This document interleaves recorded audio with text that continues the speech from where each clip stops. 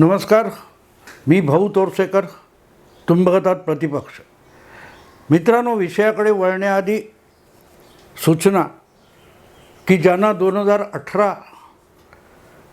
2024 या लोकसभा निवडणुकीच्या निमित्ताने मी लिहिलेलं अश्वमेध 2024 हे पुस्तक हवं असेल किंवा इतर माझी पुस्तकं हवी असतील तर त्याची माहिती या व्हिडिओच्या खाली डिस्क्रिप्शन बॉक्समध्ये दिलेली आहे.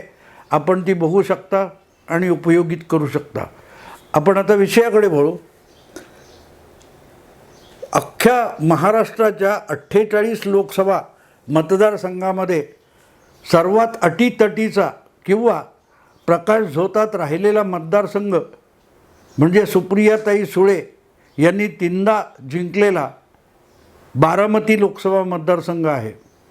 कारण पहिल्यांदाच या मतदारसंघात पवार विरुद्ध पवार अशी निवडणूक होते आणि ती निवडणूक होत असताना सुप्रियाताईंच्या विरोधात पहिल्यांदाच पवार परिवारातली एक दुसरी महिला म्हणजे त्यांची वहिनी सुनेत्रा पवार या उभ्या ठाकलेल्या आहेत.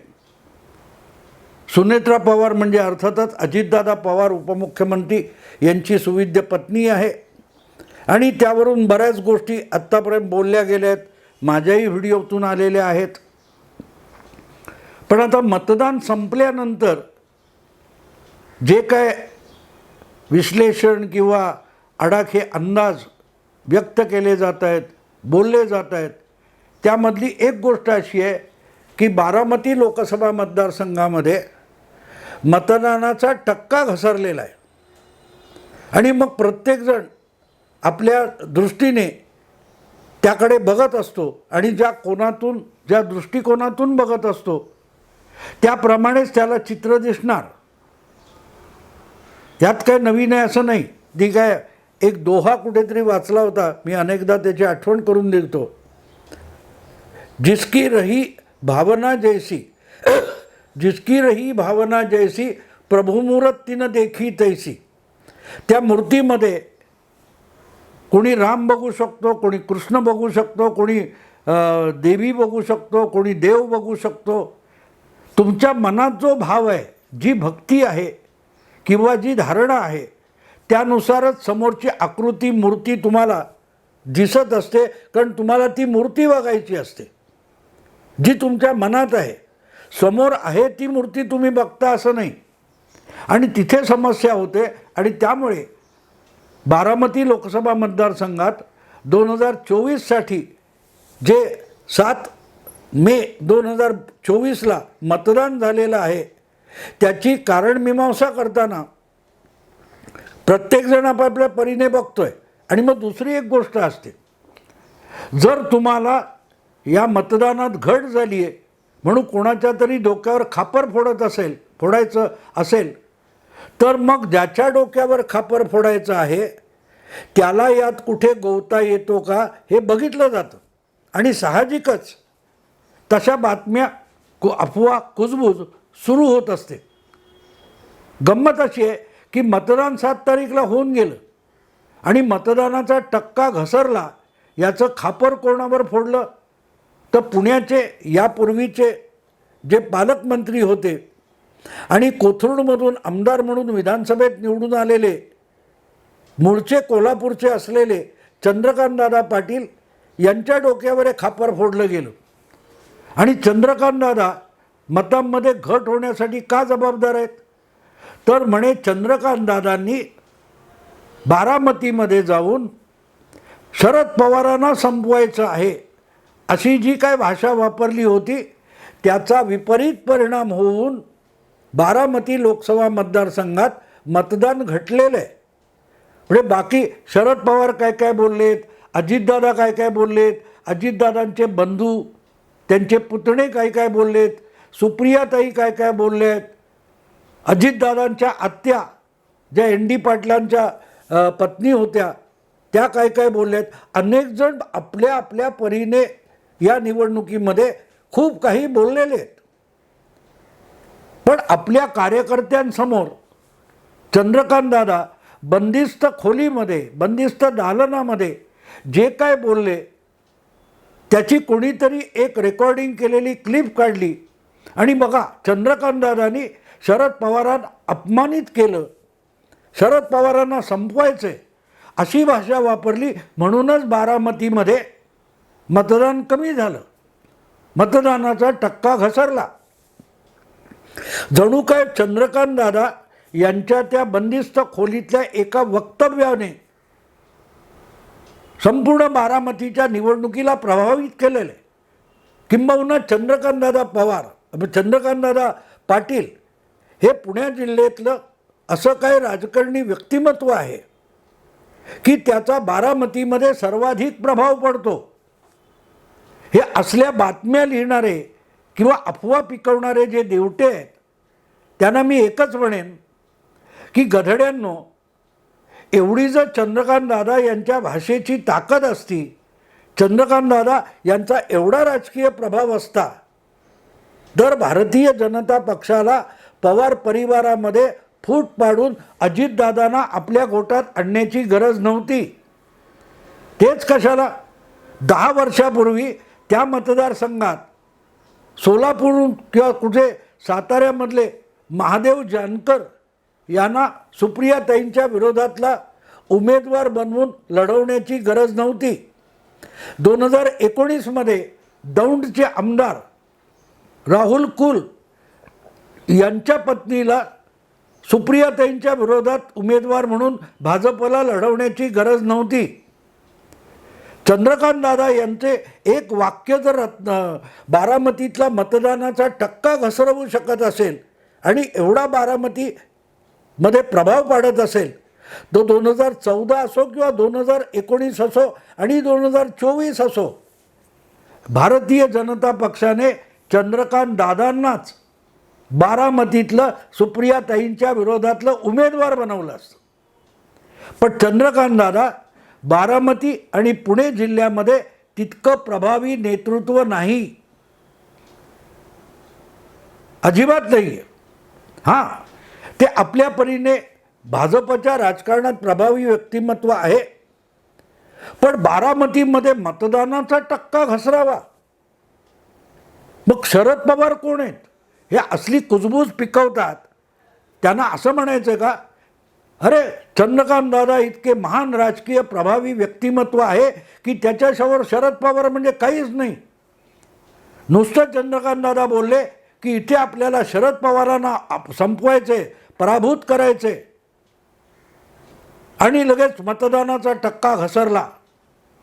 अगदी सुप्रियाताईंना मत द्यायला जाणारे, सुनेत्रा पवारांना मत द्यायला जाणारे, शरद पवारांची जी प्रतिष्ठापणाला लागलेली आहे ती वाचवण्यासाठी काम धाम धंदा बाजूला ठेवून मतदानाला जाणारे होते, ते सुद्धा चंद्रकांत दादांच्या या वाक्याने बिचकले, वचकले आणि मतदानात केंद्रावर जायचे थांबले. कोणा दिवट्याला असं म्हणायचे का? कोणाला असं म्हणायचं का? अरे डोकं वापरा. आयुष्यातली अर्धशतकापेक्षा अधिक काळ, जवळजवळ 6 दशकं शरद पवारांनी बारामती आणि बारामतीचा परिसर आणि पुणे जिल्हा याला राजकीयदृष्ट्या आपल्या प्रभावाखाली राखण्यासाठी इतकी वर्ष खर्ची घातली. त्यांच्या वचनाला, शब्दाला काडीची किंमत नाही. पण कोल्हापूरहून गेल्या निवडणुकीत कोथरूडला पुणे जिल्ह्यात दाखल झालेले चंद्रकांत दादा मात्र सर्वात प्रभावी व्यक्तिमत्व आहे. अरे कुठलं विश्लेषण करताय, कुठली मीमांसा करताय?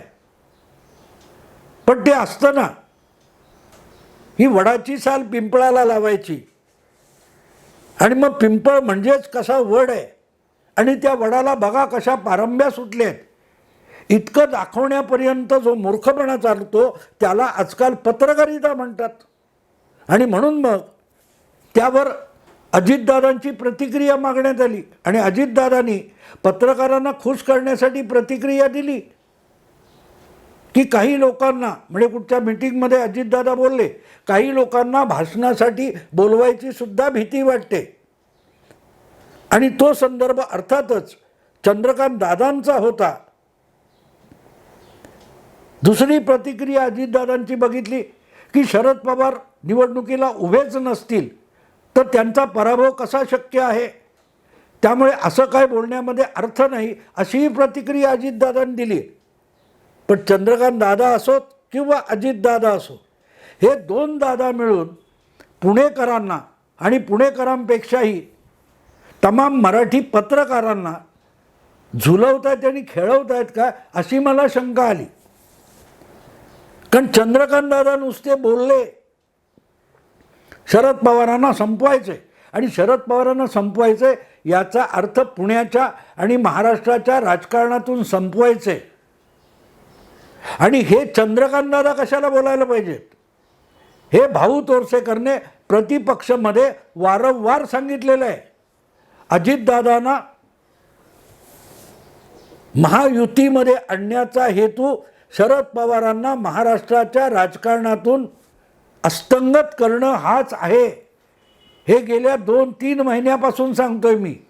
ज्यांनी मला विचारलं की शिवसेना म्हणजे एकनाथ शिंदे आणि भाजप यांच्याकडे पूर्ण आणि भक्कम बहुमत असताना अजितदादांना 40 आमदार घेऊन परत आणण्याची गरज काय होती, हे जे भाजपचे समर्थक मला विचारत राहिले त्यांना मी परत स्पष्ट करून सांगितलं की अजितदादांना महायुतीच्या मतामध्ये भर घालण्यासाठी बिलकुल आणलेलं नाही, बिलकुल आणलेलं नाही. म्हणून तर अजितदादा अर्धी निवडणूक संपली तरी बारामतीतच होते. कुठे विदर्भाला गेले, कुठे मराठवाड्यात गेले, कुठे उत्तर महाराष्ट्रात गेले, तिथे महायुतीच्या उमेदवारांचा अजितदादांनी प्रचार केला असं आपल्याला बघायला तरी मिळालं का? नाही मिळालं. का? अजितदादा हे बारामतीपुरते मर्यादित होते, अगदी साताऱ्याला सुद्धा गेले नाहीत. कधीतरी एकाच दिवशी शिरूरला गेले. त्यामागचा हेतू काय होता?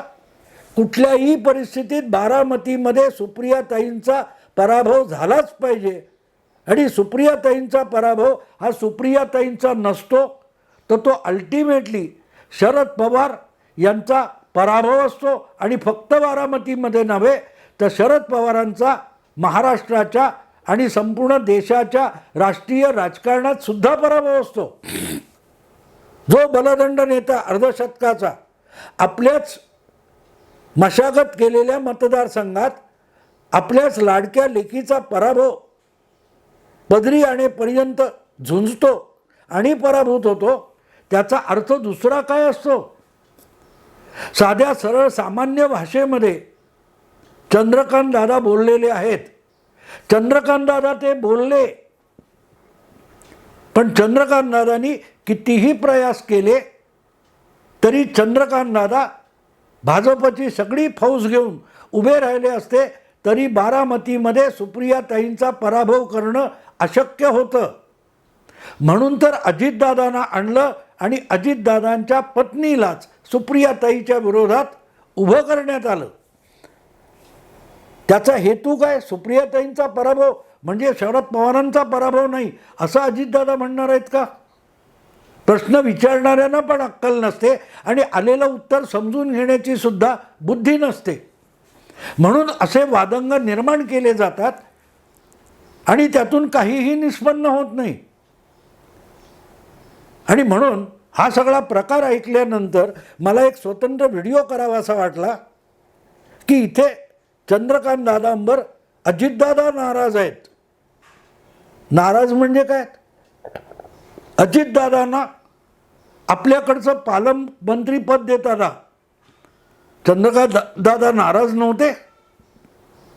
आपल्या पक्षाकडे 105 आमदार असताना, शिवसेनेचा मुख्यमंत्री एकनाथ शिंदे करताना काळजावर दगड ठेवला हे चंद्रकांत दादा उघडपणे पनवेलच्या पक्षाच्या शिबिरात बोलले. तो माणूस अत्यंत निर्लस मनाचा आहे, त्यामुळे मनात आहे ते बोलून टाकतो. आणि म्हणूनच बारामतीमधून शरद पवारांना संपवायचं हेच तर सगळं राजकारण होतं. आणि केवळ तेवढ्यासाठी अजितदादांना उपमुख्यमंत्रीपद आणि त्यांच्याबरोबर आलेल्या 8 जणांना मंत्रिपदं दिली, ती फक्त बारामती पराभूत करण्यासाठी होती. अन्यथा अजितदादांच्या मतांची किंवा आमदारांची शिवसेना भाजप युतीला गरज नव्हती. त्यामुळे चंद्रकांतदादा बोलले त्याच्यामध्ये एक तसूभर खोटं नाही आहे. शरद पवारांना आणि त्यांच्या पाडापाडीच्या घातपाती राजकारणाला महाराष्ट्राच्या परिसरातून संपवणं हाच बारामतीच्या लोकसभा निवडणुकीचा खरा आशय आहे. आणि तोच चंद्रकांतदादांनी बोलून दाखवला. किंबहुना तो अंमलात आणण्यासाठीच अजितदादा महायुतीत आलेले आहेत. आणि म्हणूनच अगदी काकांशी नव्हे तर सगळ्या पवार परिवाराशी अजितदादांनी पंगा घेतला. तो शरद पवारांना संपवण्यासाठी आहे. म्हणून तर सगळा परिवार एका बाजूला आणि अजितदादा एका बाजूला अशी परिस्थिती निर्माण झाली. आता यामध्ये सुप्रियाताईंचा पराभव झाला तर तो संपूर्ण पवार परिवाराचा पराभव असणार आहे.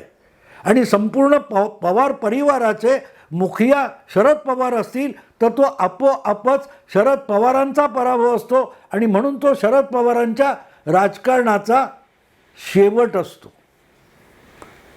कारण जो माणूस आपला मतदारसंघ राखू शकत नाही, आपला बालेकिल्ला राखू शकत नाही, तो राष्ट्रीय राजकारणामध्ये कुठल्या तोंडाने बोलू शकतो. तेच करायला जे चंद्रकांतदादा बोलले ते करायला अजितदादा महायुतीत आलेत. महायुतीत अजितदादा केवळ तेवढ्यासाठी आलेत, काकांकडून पक्ष काढून घेतला. त्याचा अर्थ काय होतो?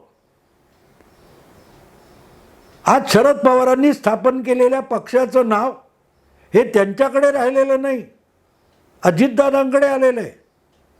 राष्ट्रवादी काँग्रेस पक्ष या पक्षातून शरद पवारांना खुद्द अजितदादांनी संपवलेलं आहे. शरद पवारांच्या हातून त्यांचा पक्ष आणि त्यांची निवडणूक निशाणी काढून घेऊन राष्ट्रवादी काँग्रेस पक्षातून शरद पवारांना कोणी संपवलं? चंद्रकांतदादांनी नाही संपवलं, अजितदादांनी संपवलं. तेव्हा चंद्रकांतदादा जे बोलतात ते अजितदादा कृतीतून करतात. चंद्रकांतदादा बोलतात पण करत नाहीत, आणि अजितदादा करतात पण त्या शब्दात बोलत नाहीत. आणि म्हणून हे दोन दादा मिळून माध्यमांना, माध्यमातल्या खुळचट पोरांना खेळवतात की काय अशी मला शंका आली. आपल्याकडे मराठीमध्ये एक उक्ती आहे, तू मारल्यासारखं कर, मी लागल्यासारखं करतो. चंद्रकांतदादा आणि अजितदादा असे दोन दादा असंच काही नाटक रंगवत आहेत का अशी मला शंका आली. चंद्रकांतदादांनी बोलायचं आणि अजितदादांनी नाराजी व्यक्त करायची, अशी नौटंकी चालली आहे का? कारण चंद्रकांतदादा एक तसूभर चुकीचं बोललेले नाहीत. जे काय गेले 6-8 महिन्यापासून बारामती लोकसभा मतदारसंघात चाललेलं आहे त्यातला आशय, त्यातलं तथ्य चंद्रकांतदादा बोललेले आहेत. आणि त्या सगळ्या कृतीमध्ये, त्या सगळ्या व्यवहारामध्ये अजितदादांचा सहभाग आहे. मग नाराजी म्हणजे काय असतं? नाराजी असती तर अजितदादा बोलले असते की चंद्रकांतदादा पुण्यात दिसता कामा नाहीत, बारामतीत फिरकता कामा नाहीत, चंद्रकांतदादांच्या तोंडून बारामती हा शब्द पण येता कामा नये, हे खूप आधीच अजितदादा बोलू शकले असते. पण ते बोललेले नाहीत. यालाच तर राजकारण म्हणतात. आपल्या मनातले शब्द दुसऱ्याकडून बोलून घ्यायचे आणि आपण मात्र नाराजी व्यक्त करायची, यालाच राजकारण म्हणतात. असलंच राजकारण अजितदादांचे काका 5 दशकापासून करत आले आणि आता तोच धडा अजितदादा गिरवत आहेत. चंद्रकांतदादांनी मारल्यासारखं करायचं, अजितदादांनी दुखल्यासारखं करायचं. पण दोघेही शरद पवारांना बारामतीच्या, महाराष्ट्राच्या आणि देशाच्या राजकारणातून संपवण्याचीच खेळी करत आहेत. सुनेत्रा पवारांचा विजय हा पवार नावाचा विजय असला तरी पवार नावाचा दुमदुमलेला जो विजय होता त्याचा दारुण पराभव असेल, लज्जास्पद पराभव असेल. दुमदुमलेला शरद पवार संपवणं यापेक्षा 2024च्या बारामती निवडणुकीत दुसरा कुठलाही आशय नाही. आणि त्यामुळे चंद्रकांतदादांनी स्पष्टोक्ती करणं आणि अजितदादांनी नाराजी करणं हा सगळा खेळ परस्परांना पूरक आहे. नाविन्यपूर्ण नाही मी म्हणणार, पूरक आहे. बघा विचार करून मित्रांनो.